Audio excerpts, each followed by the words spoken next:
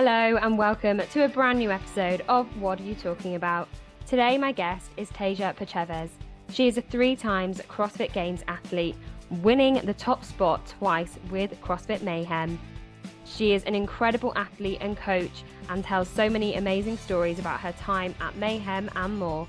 We really hope you enjoy the episode, and as always, don't forget to like, rate and subscribe to be the first to hear all about our new episodes and content. Enjoy! Welcome to the show, Tasia. Thank you so much for joining us. How are you doing? I'm doing well. Thank you so much for having me. I'm excited to be here. Thank you so much. It's so great to chat. I know that your kind of CrossFit career has spanned so many different areas and kind of genres, so to speak.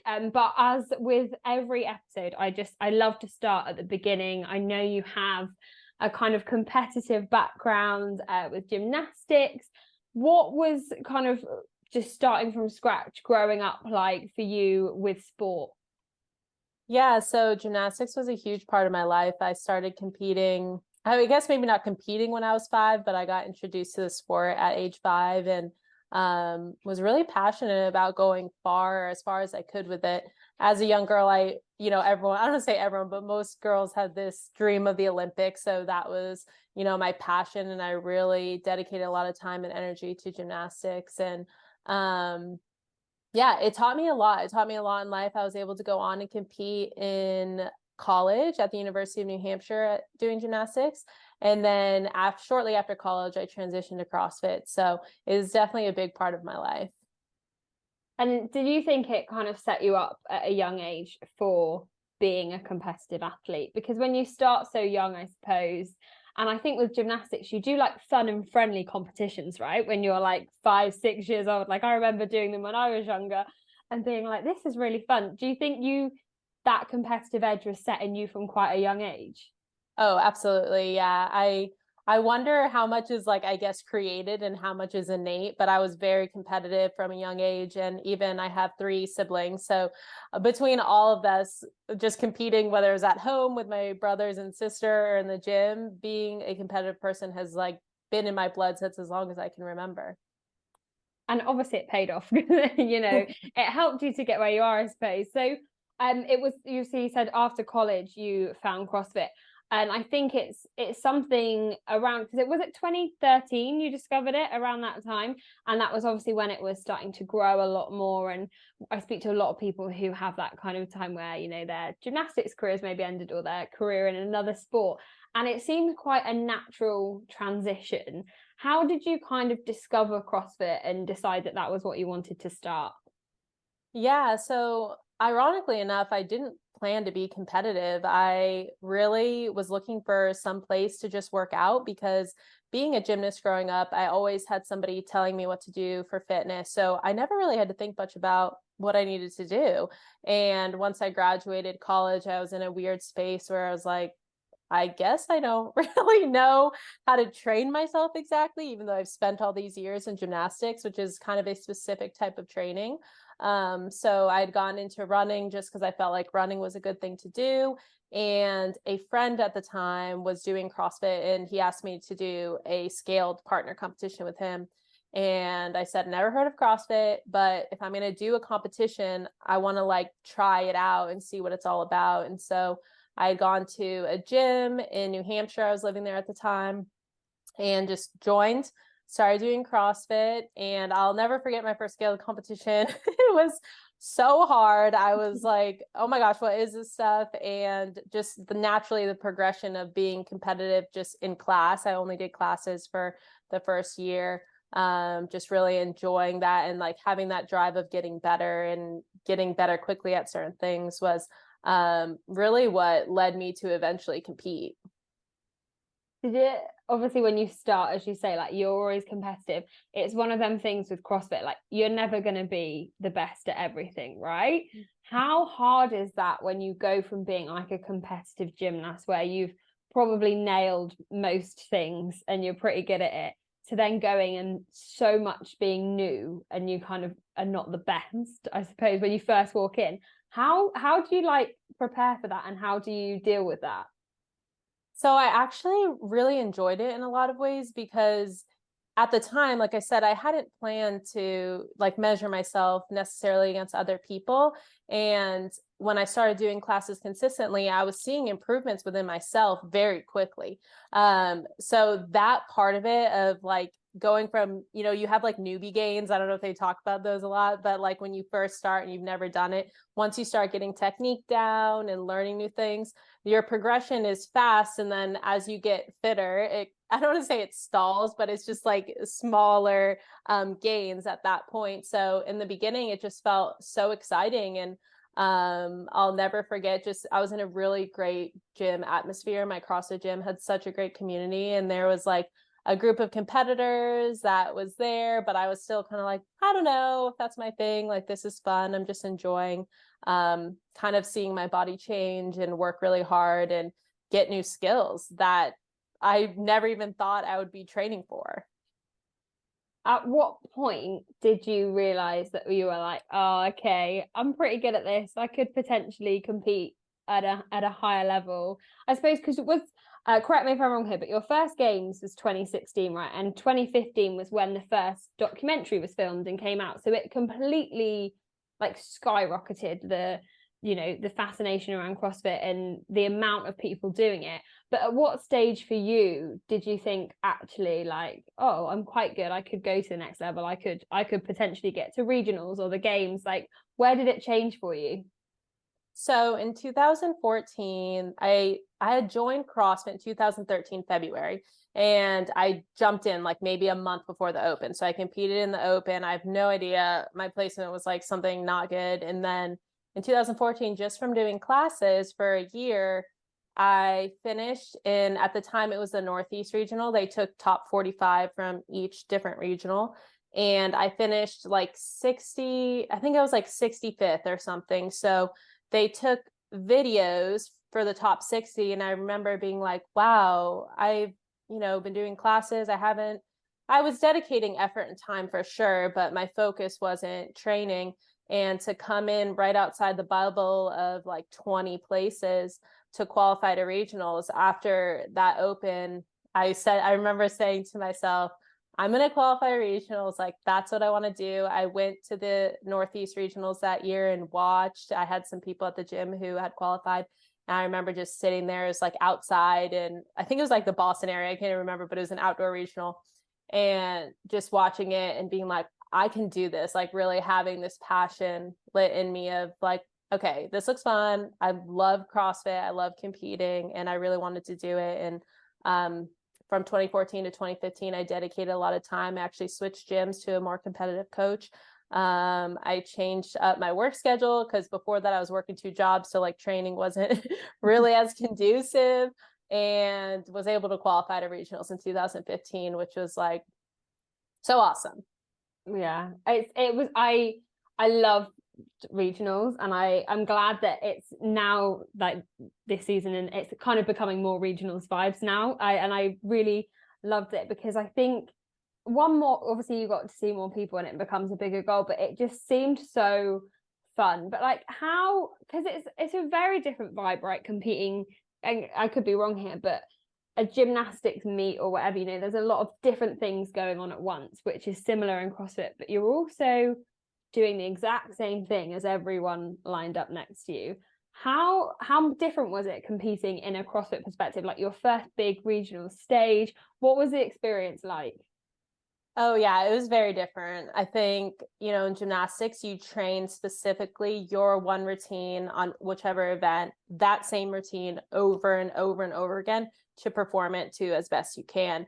Whereas CrossFit, they give you something you're supposed to do and you kind of have to figure it out along the way. And I don't think I anticipated the pressure I would feel in 2015, because that year leading up to it, I'd been named like the dark horse. Like Tommy Marquez had named me the dark horse to like qualify. And there was all this external pressure that I wasn't really used to. I did well in gymnastics, but it kind of was, I guess, more under the radar. There wasn't all this, like social media was kind of starting to pick up. There are all these different factors at play. And I'll never forget, I had qualified pretty well in the region. So I was in the top heat for day one at 2015, and I had a massive adrenaline dump. I performed so poorly, like as comparison to my training times, I completely blew up.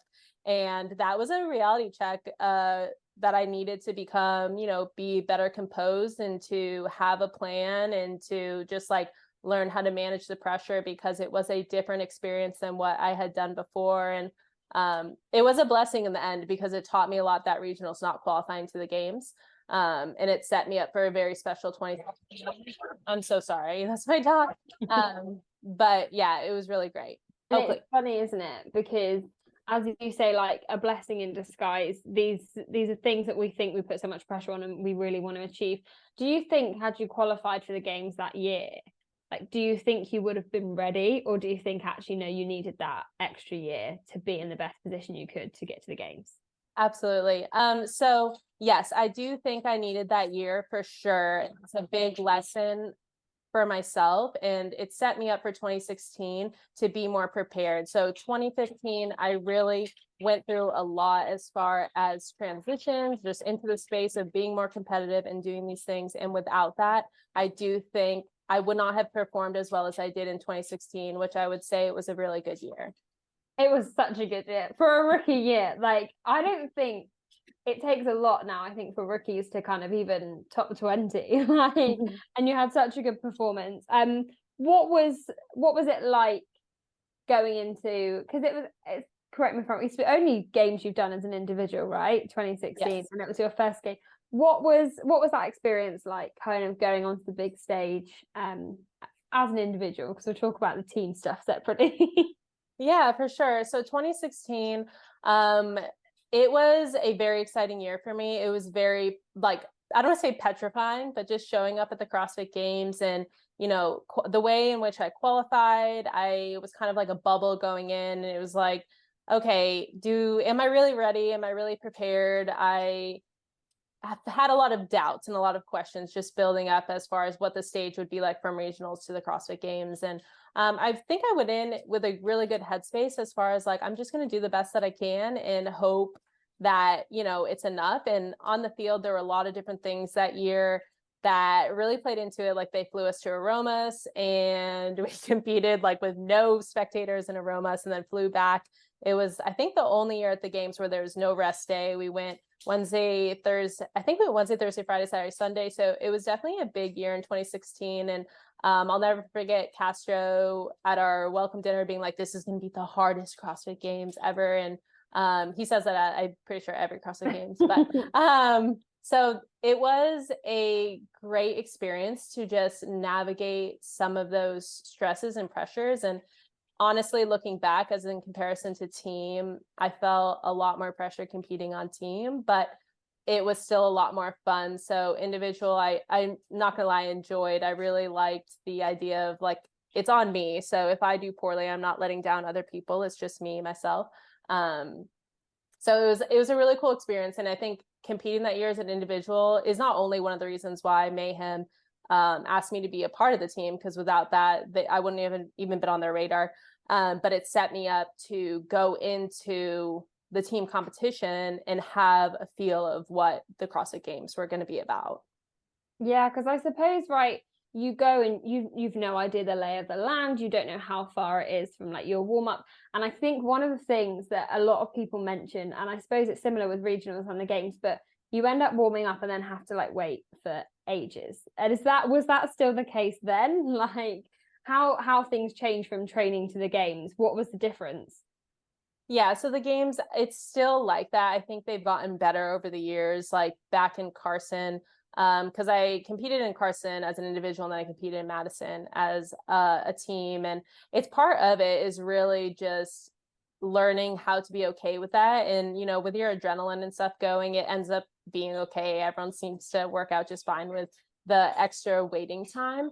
But it definitely is a transition as far as from being in training to being at the CrossFit Games and getting your mind right. I think the mental side of it is really huge, because you have to be in a good mental space, especially when you're sitting still about to go out onto the field. And if you don't have that mental fortitude, if you're not able to reframe maybe some thoughts you're having that are negative, or any of that, it's going to affect you on the floor. So really training that mental space is, I think, a lot of the difference about going into those competitions when you have all that extra time. Yeah, absolutely. And obviously you mentioned Mayhem there. So coming out of 2016 individual, what were your goals going forward? Like, were you, I'm going to go back to individual next year? Did you have a plan? What was the goal when you finished your kind of rookie season? Yeah, so for sure individual, I was like, it lit a huge fire in me from getting 15th. I was, okay, I'm all in for this. I want to go, top 10, top 5. Like, I felt really passionate about it. I felt super healthy at the 2016 games. And then 2017 was quite a wild year. I ended up tearing my labrum in my shoulder, which was a pretty major tear. I got sick during the open. And so I felt like I had a lot of setbacks, like really soon after competing. And so that was really hard. And even with those setbacks, I still had my mind on, okay, 2018, I'm going to compete as an individual. And even when Mayhem originally reached out, I was, which is crazy to think about, but I was kind of on the fence because I really loved individual and I wasn't sure if I wanted to go team, because at the time it was like, well, if I go team, will I be able to go back to individual? And it was the right route to take. And I'm so happy I did. But my plan was individual for until the end of time, really. That's so crazy to think, because obviously you've had such a successful career as a team. And I almost think as spectators in particular, and people are fans of CrossFit, a lot of people don't realize how serious and how impressive the team competition is from an outset. Like, most of these people on teams would compete easily as individuals and smash it out of the park. Like, there's no mean feat in how good these teams are. Was there ever, did that ever cross your mind at all? Or was it just, no, I kind of just want to do it on my own? Like, was there anything to kind of compare, I suppose?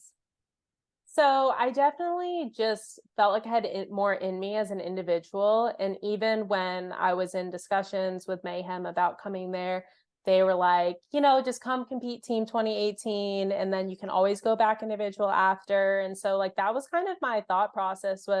It wasn't necessarily that I thought less of team, but I just knew I had more in me as an individual and so many weaknesses that I wanted to correct to go into competing as an individual. And, that wasn't my destiny for sure. Once I competed my first year with team, I was hooked. I was like, I'm obsessed with this. This is so much fun.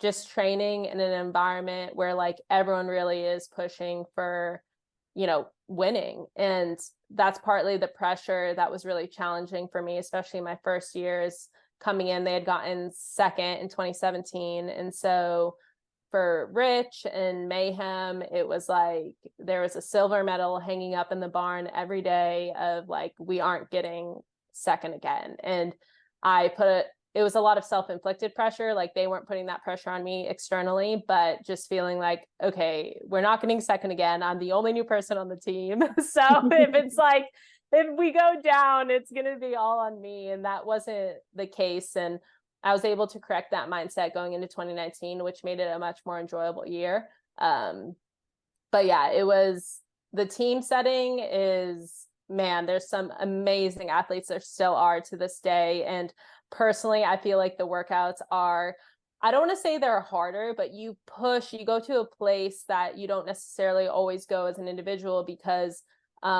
you do have to sell your soul and then let somebody else take over. Whereas individual, it's a little bit more methodical. It's a little bit more you don't want to get to points where you're completely selling your soul unless it's at the end of a workout or something really short, because it's only you. You're not going to get a break. You're not going to get rest. Where in team, there's I have a few workouts specifically where I literally was I might die on the CrossFit Games floor. And you just kept going somehow because you had these people right beside you. So. Are you stuck at a plateau and without a recent PB? Mergs has you covered. Bringing you the highest performance CrossFit and weightlifting equipment on the market, Mergs is your secret weapon to set a new best. Whether that's knee sleeves, grips, or tape, Mergs has everything you need to stay protected and performing. Head over to mergs.com now and save 15% on all orders with the code WOD15. I cannot imagine the pressure of being in a team with the name Mayhem in. Like, they have, still obviously to this day, such a reputation, and particularly when you compete alongside someone like Rich, who is like, at that time was the fittest in the world. He did everything. How do you, as you say, I know you said you switched your mindset. How do you do that? Because do you get like imposter syndrome walking in and training with them? Like when you initially started, I know you're definitely, you've been there for years now. I'm sure it's not the same anymore. But when you initially kind of walked in and made a move, right? Because you uprooted your life for CrossFit. Like, how do you manage the pressure and like the goals of that? Yeah. So year one in 2018, I wouldn't say I managed it poorly, but I wouldn't say I managed it well. It was, just a lot of mental work, really. I walked in just with this, this glossy eyed, I'm going to go to Mayhem. I'm going to get so fit. It's going to be so amazing. And, all those things did happen, but the reality is it was very challenging. I had lifted up my entire life, moved there. I was still rehabbing a torn labrum. I had questions about my own personal fitness. Like, would I come back the same after my labrum? Would I be able to learn how to swim? I started diving into swimming there like consistently, which was a huge weakness for me coming to Mayhem. And so I had a lot of support there as far as Jim Hensel. He runs Mayhem Mindset. He was a very incremental piece in that of just working on reframing some of those negative thoughts and reminding myself of the truth. And honestly, because of my competitive nature, I would just show up every day and try to win the day and do the best that I could that day. And, I don't have regrets looking back on my training, what I did. It's funny when you're hindsight, you can see, okay, maybe coming in and training exactly as Rich Froning training is not the best for me, like not taking rest days and doing these things. Looking back at my younger self, I can say, okay, we probably would have done better with more consistent rest and all these other things. But, it was just the excitement of it all and really trying to dive into that. So it was a lot of mental work, a lot of just reframing, support from people who are there. And then even going out into the competition floor of like bringing myself to the present moment. That's something that's so huge in competition that helped me a lot, was like kind of just forgetting about everything else and just being in the moment of what I was supposed to do and then worrying about the next thing. And that helped a lot. Yeah, I can only imagine like walking in.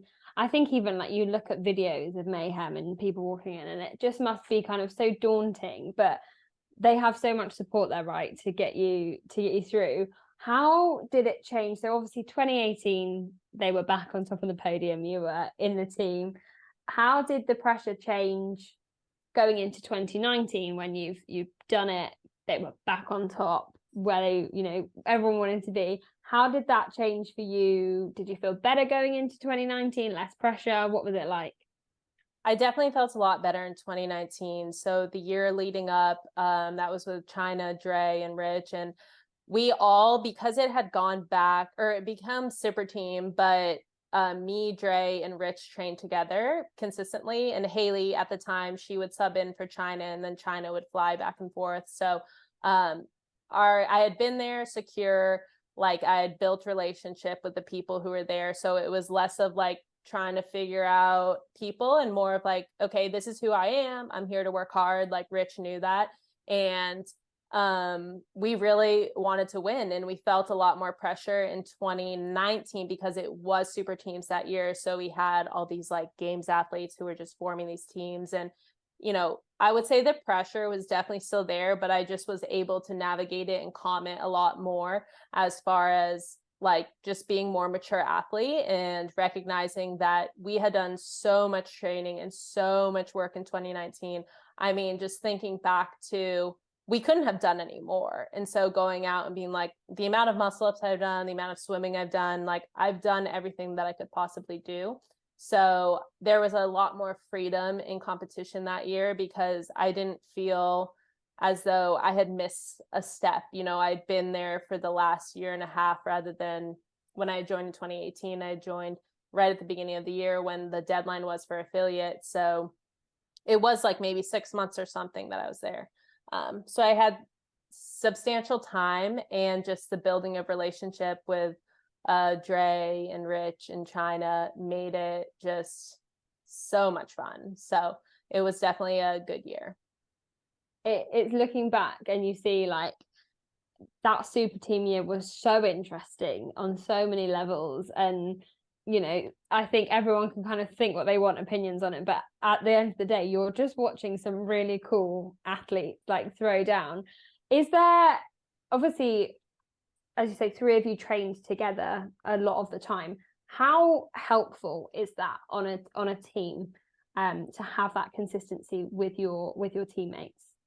Yeah, I think it's like so helpful. I think it makes a huge difference. And just knowing each other, like by the time we got to the games, I just could read people. I could read Dre's body language. I could read Rich's body language. I could know, when I should slow down versus like where they could pick up. It becomes almost this game of like, you don't need to speak much because you can read each other where you're at. And that's what made it really fun, I think. And I know I don't want to speak for Dre, Tran, and Rich, but I know that year was just so fun because it was although everyone was super team and separate, for the most part, we were very much an affiliate. And even China flew down, I think it was once or twice a month. Like she was there pretty often.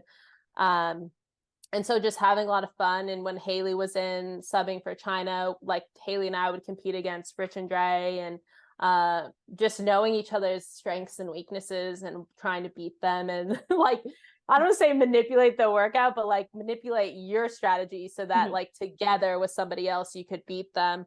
Yeah, I think it makes a huge difference. And just even personality and even having fun, and just, we had so much fun laughing and joking, and really just everyone being so competitive and wanting to put each other in the dirt that sometimes I'm like, maybe we push too hard on days. Like we would show up and be like, hey guys, today we're going to work hard. We're going to do the work, but we don't need to like bury each other. And then it just would be like, well, I guess we're in the middle of a workout. Everyone's trying to bury each other. So it was a good time.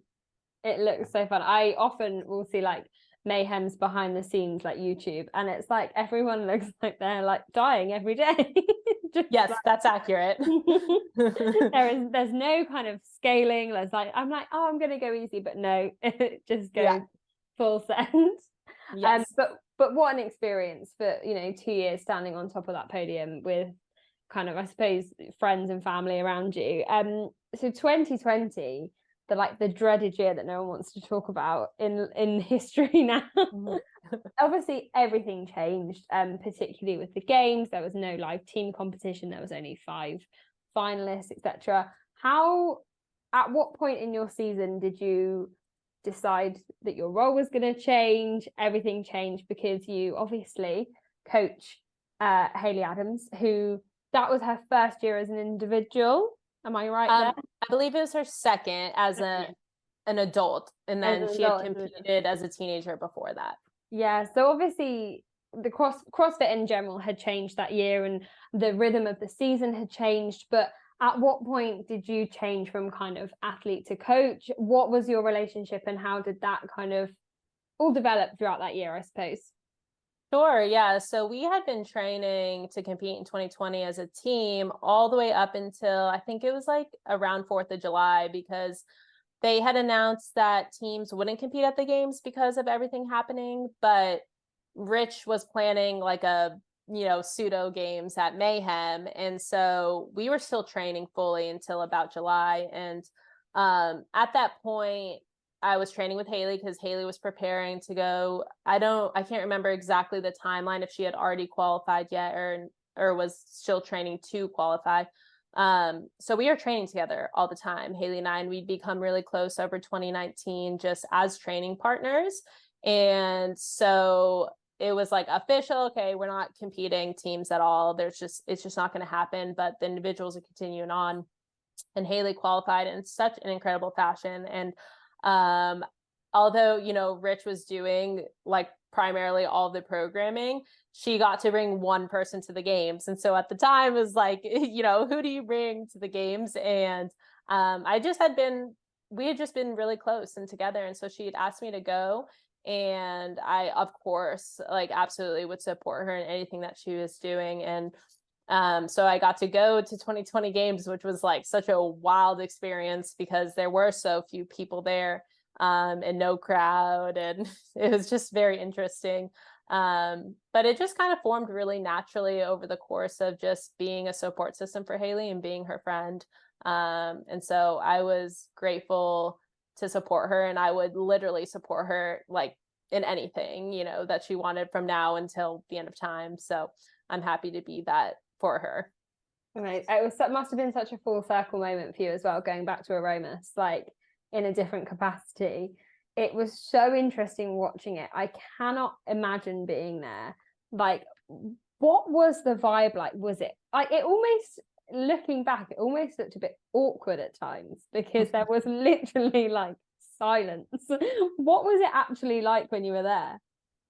So it was partly a very high stress vibe, but that was because everyone was navigating all the testing, because it was like masks. And I remember right before we left, like a couple of people like Rory had to not come because he had tested positive. And so it was like there was a lot of just fear around getting other people sick and ruining, like having someone having to be removed for competition, or if I were to test positive or something, they would remove me, so there was like this layer of, I would say, just anxiety and fear. But then it was also very fun because it was very intimate. I got to spend time with other coaches and the other athletes that were there. Same with Hayley. I think Hayley said is one of her favorite experiences because it was so intimate, and like the attention and stuff, that like the support that was there was a little bit different.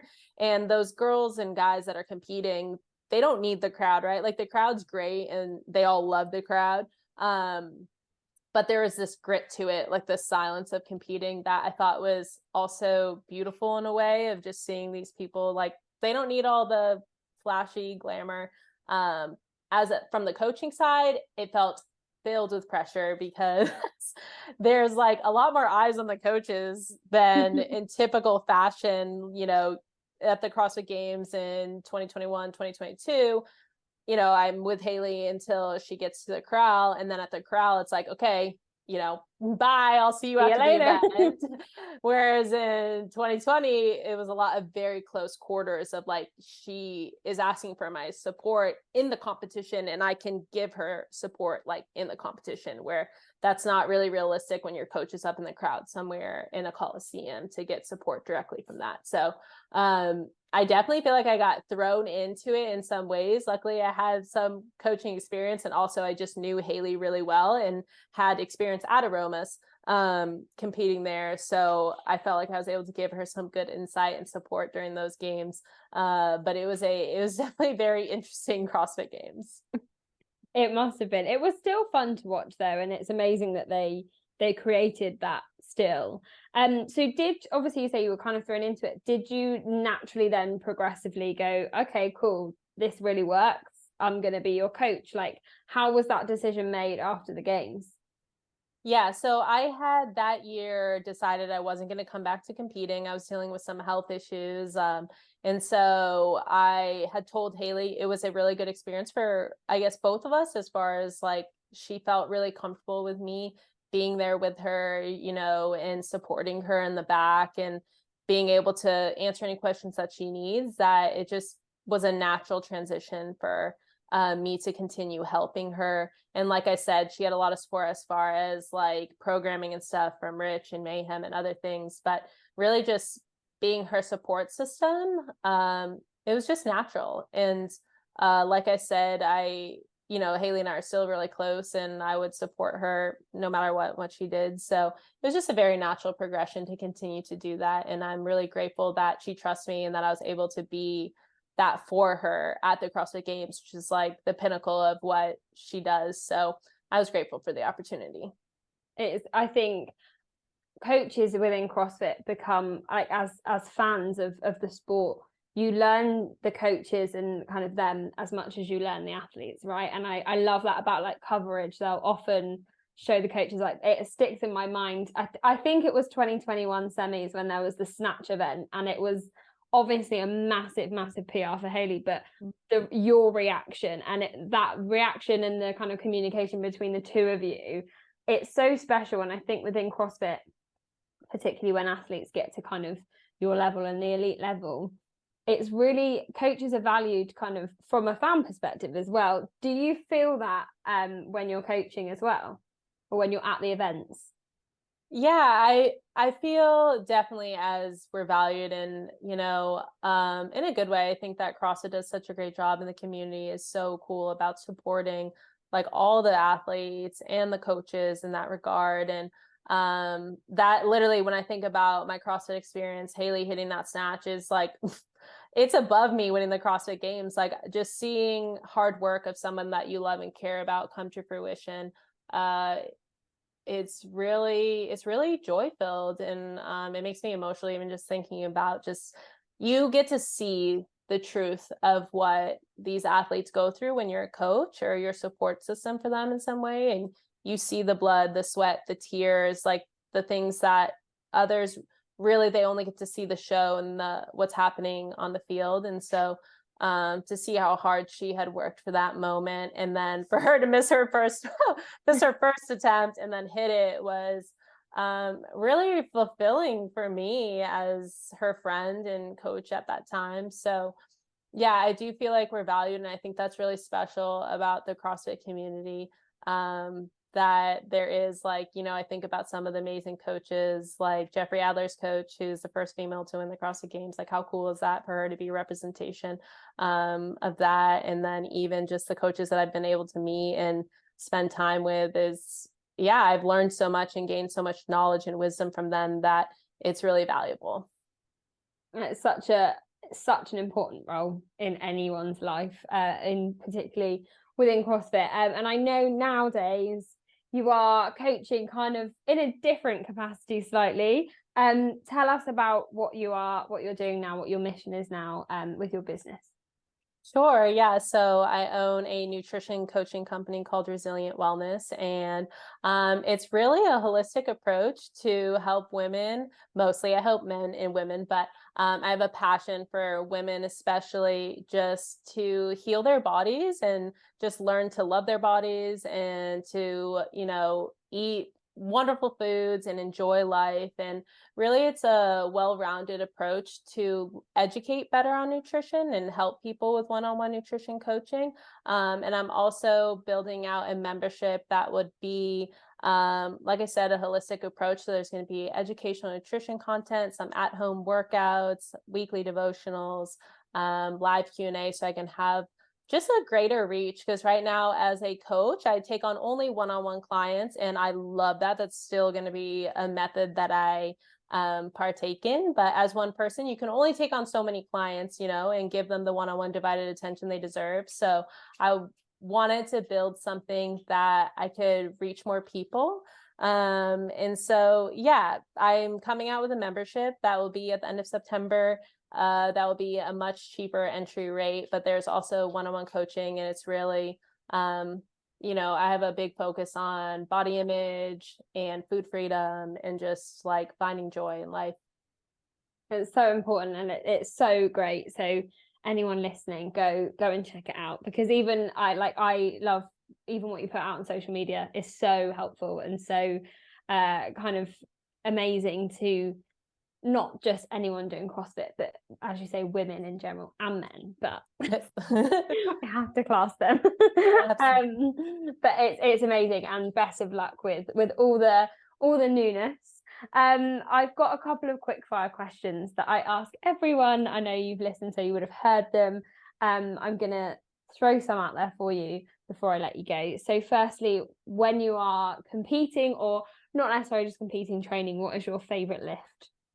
Definitely the snatch. I always loved just the technicality of the snatch. And I think that's what I performed best at too when I was competing. So that always makes it a little bit more exciting and fun. There's always like a little win there, like, yeah, that sits well. Yes. And as you said, like, I know we've just discussed Hayley's one, but there's nothing better than watching someone hit a snatch like that just nails it. Yes, absolutely. What about your favorite overall movement? So definitely legless rope climbs. I always love them when they come up in competition. And yeah, anytime it was like, okay, I love these. I can't wait to do them. So Amazing. I know they are done quite a lot at Mayhem, but your favorite benchmark CrossFit workout? So DT, I think DT, I know it's considered a hero workout, but I still would say DT. Anything that's all barbell, I want it. Amazing. And this may be a tough question for you, considering you've had two pretty dream teams. But if you were to go back to the games on a team and you could build a dream team around you, who would you have next to you? So I would definitely choose my team from 2019. I think, I'm never coming out of retirement, but I joke that if anything would get me out of retirement, it would be to repeat that team with Dre, China, and Rich, because it was just the best. It was so much fun. Amazing. I'm going to throw in one that I've never asked before, but coaching or competing? That's a really hard question because I feel like they don't fall on the same lines, but where I'm going to go with my gut of like my life right now, and I would say coaching for sure. It's just helping people achieve their dreams and seeing the back end, like I know I already said about the hard work that goes in, is just so fulfilling that I'd have to go with coaching. Amazing. Well, I cannot thank you enough for your time and for sharing your stories with us. I wish you so much success with the new project, the new business. It's so amazing, and just thank you so much for being here and for your time. Thank you so much for having me. I had a great time chatting with you.